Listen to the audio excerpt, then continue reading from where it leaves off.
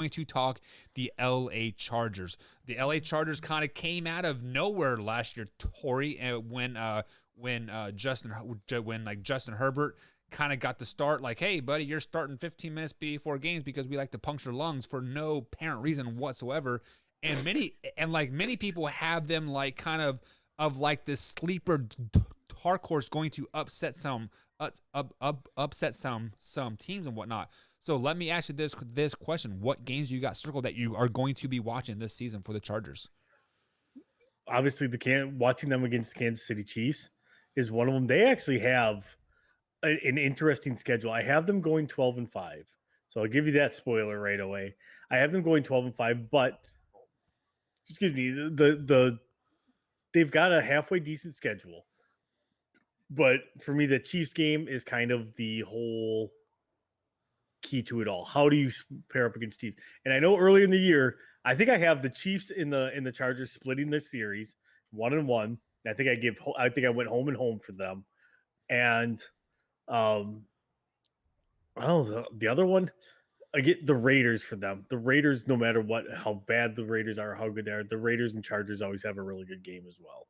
Yeah, for whatever reason, you can almost guarantee that the Raiders and Chiefs will always split the games with the Chargers for whatever reason whatsoever. So I actually have the Chargers splitting with the Kansas City Chiefs as home, both wins at home for each team, and then I had the Chargers and the Raiders splitting as well. But the game that I have circled right off the bat is Week 2 versus the Dallas Cowboys, because I think the Dallas Cowboys are a Super Bowl caliber team, and they will make a run to the Super Bowl by making it to the NFC Championship game. So this is a good measuring stick for the LA Chargers this season, how good they can prepare versus a high-flying offense like the Dallas Cowboys. And I also have Week 13 when they travel to Cincinnati to take on the Bengals. Many people are like scratching their heads. Why? Because this is a trap game for them, I think. Just because they are going to come off a very good stretch of games here. They're playing the Vikings, the Steelers, and then the Broncos, and then they go into Cincinnati. First of all, traveling from the coast to the East Coast, time zone wise, that is a big change. So when you're playing a 1:00 afternoon game, it's 10:00 on your body. So that is a huge trap game for them, and I need them to show up and do good things for them. So Tori, you had the Chargers going 12-5. I actually have them going 11-6, finishing second in the AFC West this season. I think the Chargers are a team, if you let them into the playoffs, you do not want to face them in the playoffs whatsoever. If they sneak in, or if the Chargers get in the playoffs, no matter if they're high flying or they barely sneak in, this is a team that you don't want to play in the playoffs. What do you think about that? Absolutely. I think they are a playoff caliber team. They are a team that could be dangerous. And there again, it's a team on the rise. They are hitting a stride at a perfect time. They have a young Austin Eckler in his prime. They have a Keenan Allen in his prime. They have a young rising quarterback in Justin Herbert. This is a team that is about to be very, very dangerous for the next 4 or 5 years. And it's going to make the AFC West between them and the Chiefs very interesting. And I look forward to watching it. But they are a team that could just come in, and if they knock somebody off, you're gonna be like, I thought they might. If they lose the first round, I'd be like, I could see that too. Yeah. So I do expect them to make a little bit of noise, and they're going to be a tough out in the playoffs. So correct me if I'm wrong, but Austin Eckler is out for the season with a torn Achilles, right? Did he go out now? Yeah, like I thought he tore it back in like June or July, wasn't it? I can't remember. I thought it was Austin Eckler. Yeah. I don't think so, because I don't think Justin Jackson's starting for them.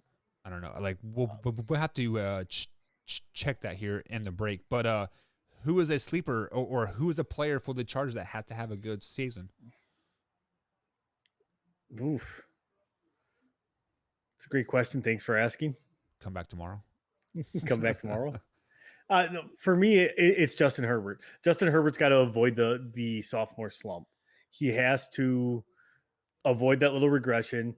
He has to avoid getting too comfortable. It happens to a lot of quarterbacks where they're like, all of a sudden they get a little bit of swagger to them, get a little sway, and they have a huge regression in that second year. So at that point, you've already learned to run before you knew how to walk. So they need him to avoid that. They need him to continue building on the success that he had last year. The biggest knock on him last year, or coming out of and into the draft, was he was inaccurate at Oregon, and he wasn't great accurate wise, and I think he was like 67% last year. So as long as they keep the offense where it's capable for him, he's going to do just fine. Yeah. So I did just look, and Austin Eckler is just questionable. He is not out. So I'm thinking of another running back over there on the West Coast that tore his like Achilles. I want to say July or August. Can't remember who it was, but the player that I am curious, or that has to have a great season for the Chargers to make that 11-6 run, 12-5 run in your eyes.